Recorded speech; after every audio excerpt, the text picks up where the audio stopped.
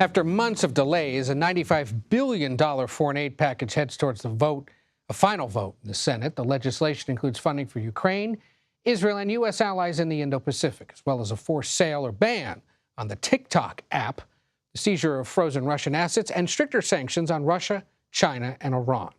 In anticipation of this package passing the Senate, CBS News has learned the Biden administration is already preparing to send the first $1 billion in weapons to Ukraine. After President Biden signs the bill, something expected later this week, two U.S. officials tell CBS News the weapons package is expected to include more artillery, air defense munitions, and armored vehicles. We're joined now by Democratic Senator Chris Murphy of Connecticut. Senator, thanks for being with us. Now, given that a first weapons package is ready to go once this legislation is passed, I wonder if you know yet how soon work starts on the next aid package for Ukraine. Well, there's no time to waste. What we know is that right now, on an average day, Ukraine is firing about 1/5 the number of artillery shells that the Russians are. Many of their cities are defenseless because they don't have the interceptors to shoot down the incoming Russian missiles. Listen, I think this is going to be an iterative process in which we are going to get them material, ammunition, missile defense systems as quickly as we can muster those systems. Obviously, what we often do is transfer to Ukraine items that we have in our own stock, and then we use the funding to backfill our own supplies. We can't transfer weapons to Ukraine at a pace that puts our own security at risk, but we do have some of the things they need right now in U.S. stockpiles. So I think you'll see a very steady flow of U.S. munitions to Ukraine in the coming weeks, and there's enough money in this bill to make sure that that stays at a steady, high rate throughout the rest of 2024. But do you anticipate Congress has to continue passing aid packages like this big one for the foreseeable future, that either later this year or at some point early next year, you're going to have to come back to this debate? I do, but a lot of what happens in Ukraine will be determined by the 2024 election.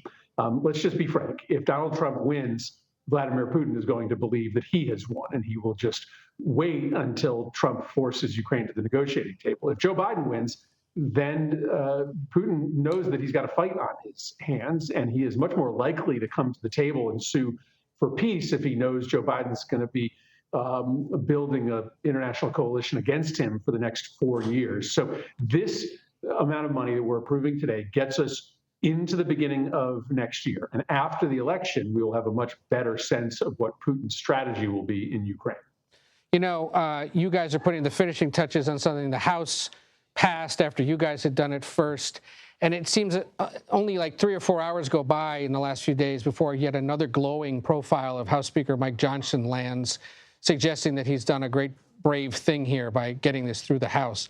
I'm curious if you agree with several Democrats now who are calling him a statesman and a, bipartisan leader, or if you're one of those that thinks this should have been done months ago. Why did it take so long? I mean, he did the right thing. I mean, he tried every wrong thing before he did the right thing, but I think it's okay to pat the speaker on the back for delivering aid to Ukraine before it was too late. I mean, this is still a guy who is doing Donald Trump's duty in the House, who is undermining democracy, who is trying to rob from women the ability to access full reproductive health care. But yeah, listen, politics is not a A or B game.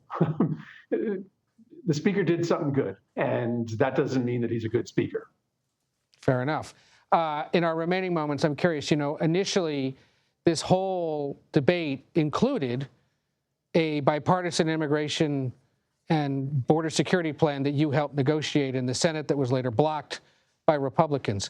Do you get any sense there's hope of reviving those negotiations over a border security deal before the election? Nope. Republicans have 100% made up their mind that they don't want to fix the border. We gave them a very tough border security package negotiated with a hardline Republican senator on immigration, James Lankford of Oklahoma, and Republicans walked away from it because they actually want the border to be a mess. They want Donald Trump to be able to complain about the border this election. So there's no hope for any border or immigration reform because Republicans don't want it. Ultimately, voters are going to have to decide. Do they support a Democratic Party who supports a proposal to actually bring order to the southwest border, or do they support a Republican Party that is interested predominantly in using immigration as a political wedge. I'm proud of the bipartisan bill we did. I'm thankful to Senator McConnell and Senator Langford, who did the right thing and came to the table, but ultimately Republicans have decided for the time being they don't want to solve this problem. All right. Well, we'll see how the election goes, and then we'll take it up from there. Senator Chris Murphy of Connecticut, thank you for taking some time on a busy day there in the Senate. We appreciate it. Thanks.